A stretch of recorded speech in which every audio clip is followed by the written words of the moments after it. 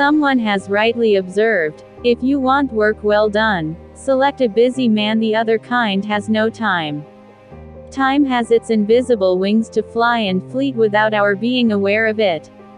It is only by budgeting the hours and minutes of the day that we can have time left over for unuseful pursuits. For people willing to accomplish a lot despite preoccupation, there are ways and strategies to make the best use of their time. The art lies in effective time management and the will and keenness to get rid of trivia in the pursuit of clearly defined goals and priorities. Based on discursive study on the subject, and mingling with it personal experiences, this writer has some practical tips to offer that may be found useful in effectively utilizing time, the most precious commodity. Following are the strategies to increase productivity against fleeting time. It is human to rationalize inaction and lethargy. Often family ties claim a heavy toll of time and attention, to the exclusion of other important matters. Time wasters, in fact, are not conscious enough of the value of this most precious element of human existence. Lost opportunities seldom re-knock. The writer feels grieved to think of some of his very competent colleagues for their negligent lateness in passing their career examinations, an act that cost them, besides extreme social embarrassment, an irreparable loss of seniority and timely promotions. Time is indeed a critical commodity in larger individual, social and national context. When asked how to manage to write all his speeches besides carrying out his official duties as U.S. Ambassador to the United Nations, late Adlai Stevenson replied, "The first step is to begin. The second is to begin again. The first is the hardest. Making a good start on any new project is like going out for your first parachute jump. It requires a high degree of motivation and boldness." At 40, Winston Churchill took up painting as a hobby. "I mixed a little blue paint with a very small brush, and then with infinite precaution made a mark about as big as a small bean upon the affronted snow-white shield," Churchill recalled. At that moment, a painter's wife perchance entered the room and exclaimed, "But what are you hesitating about?" Getting hold of a brush, she walloped the canvas with large, fierce strokes. The spell was broken, Churchill recalled, and he never felt any awe of canvas thereafter. Just getting into the posture for work may put you in the right mood, and then habit and, eventually, discipline may take over and set things in motion. Procrastination is said to be a great thief of time. Unless overcome, it can reduce a person, however brilliant, into a degenerate soul. William James, the father of American psychology, advises that one must force oneself straightaway to do one thing that one has been putting off. Start each day by doing the most unpleasant long overdue thing, like an overdue apology, a confrontation with a colleague, or an unpalatable chore. This simple technique can well set the tone for your day, bringing with it a feeling of exhilaration. In every office or an organization there is at least one pace-setter.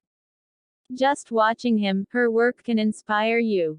James Ling, a noted American financier, once told a reporter, "The first thing I do when I take on a new enterprise is to single out the best man in the field.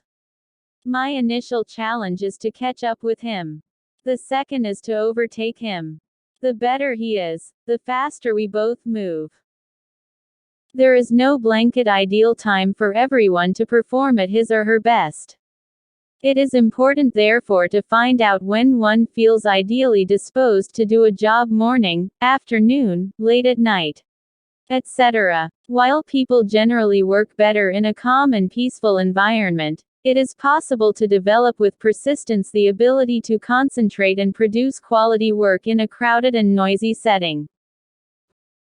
Of all the principles of time management, none is more basic than concentration.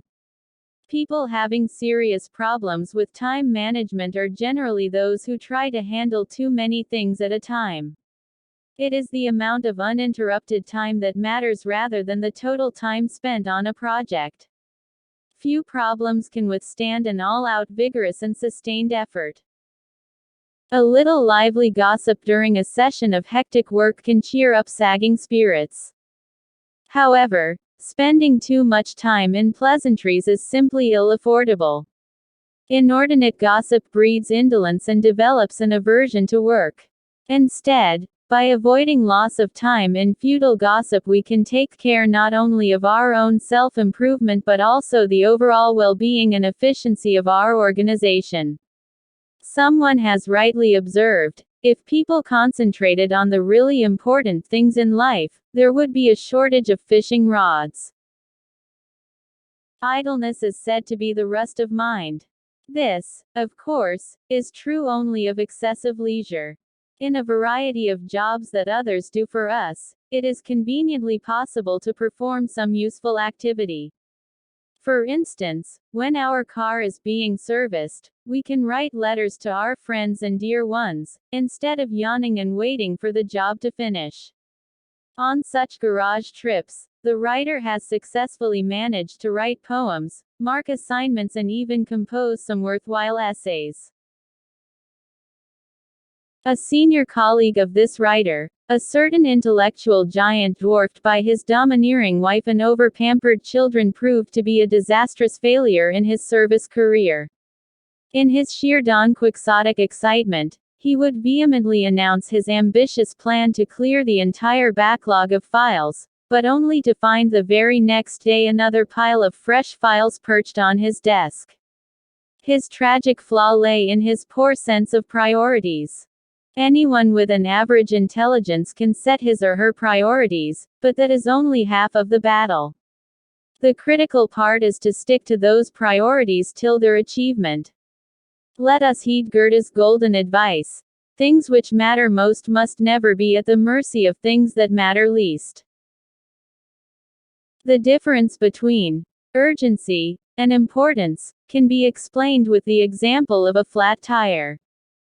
Fixing a flat tire, when one is getting late for an appointment, is a matter of great urgency, but its importance, in most cases, is relatively small. When faced with a number of problems, we must try to prioritize them. If every problem is considered equally urgent, then life would become chaotic. A little foresight and planning to forestall potential problems may ensure that we spend our time achieving the predetermined goals rather than reacting to a series of crises. There is a clear difference between striving for excellence and laboring for perfection. While the first is achievable, gratifying, and healthy, the other is often unattainable, frustrating, and neurotic. Craze for perfection is invariably attended with waste of time and loss of efficiency. The author has often failed to write his best essays in the hope to be able to read more and find a suitable time to organize thoughts on a certain theme. Some of us otherwise very capable keep looking in vain for an ideal time to carry out long-conceived plans. It is wise to translate ideas straightaway into action. Putting them off till the arrival of an opportune moment seldom helps. Constant swirl of papers on desk is a clear sign of inefficiency. In most situations, clutter impedes concentration and can be a cause of unnecessary confusion, tension, and frustration. It would be helpful to place the highest priority item in the center of your desk while the rest everything must stay out of sight for the time being. One can think of and properly focus only on one thing at a time. In the rat race, we sometimes buy things that we practically seldom need or use. The temptation to purchase a commodity at so-called throwaway prices at grand clearance sales is hard to resist for some individuals. The same obsession is visible in bulk purchase of fruits and vegetables, beyond a family's consumption.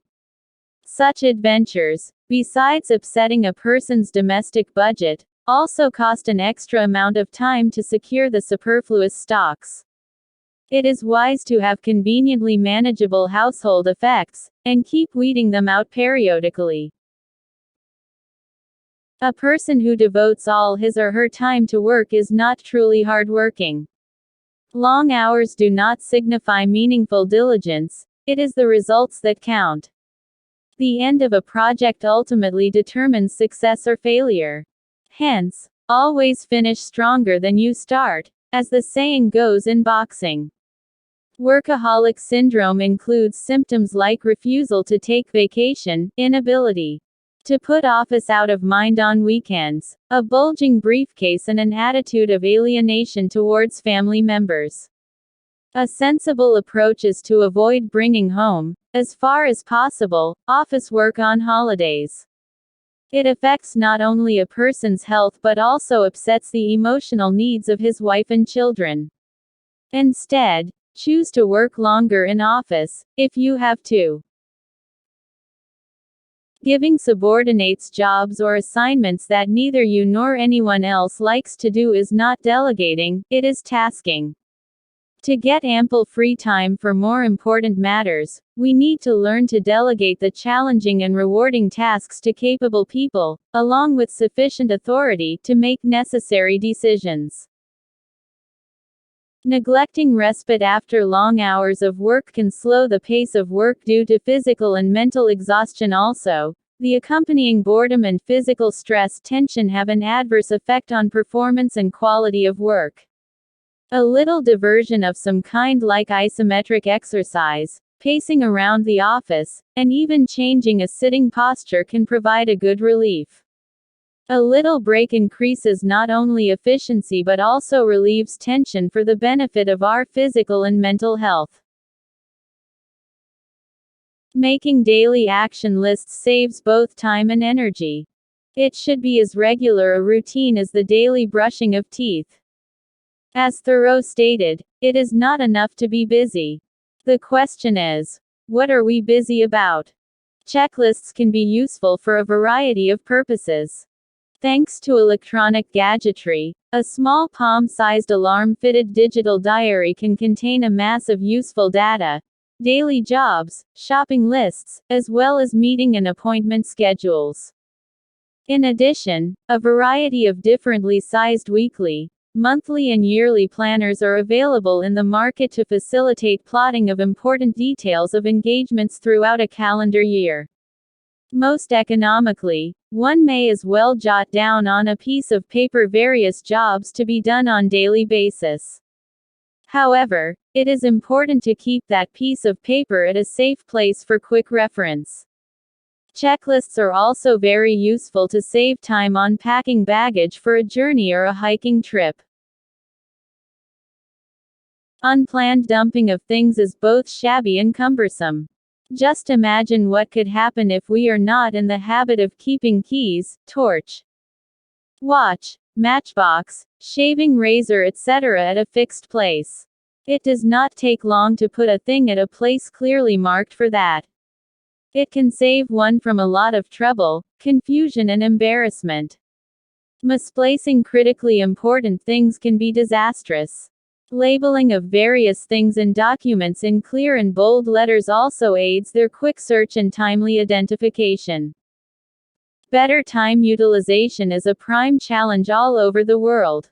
The secret of doing a lot within short time lies in planning, setting priorities, and maintaining equilibrium, with a certain measures of tenacity. Instead of waiting for breakfast to arrive on table, one can listen to news headlines or look up some tricky word in a dictionary. The tips offered in this essay, although not in any sequence, are expected to help readers to spend their time more purposefully.